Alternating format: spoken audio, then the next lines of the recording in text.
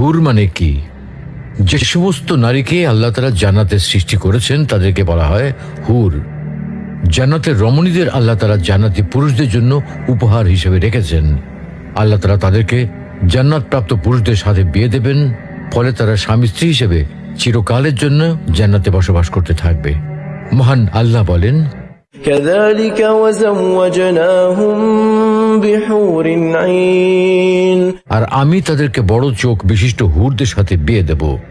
জান্নাতের হুর হবে চিরকুমারী ও সমবয়সের প্রেম সোহাগিনী। জান্নাতে একজন হুর যদি দুনিয়ায় একবার দৃষ্টি দিত, তাহলে আকাশ ও জমিনের মধ্যবর্তী স্থান সুবাসে ভরে যেত। পূর্ব পশ্চিম প্রান্তকে তথা সমগ্র পৃথিবীটাকে সুসজ্জিত করে দিত। প্রতিটি চোখ সব জিনিস থেকে দৃষ্টি ফিরিয়ে তার দিকে চেয়ে থাকত এবং সৃষ্টিকুল আল্লাহর প্রশংসা ও বড়ত্ব বর্ণনা করত। জান্নাতি পুরুষেরা যখনই তাদের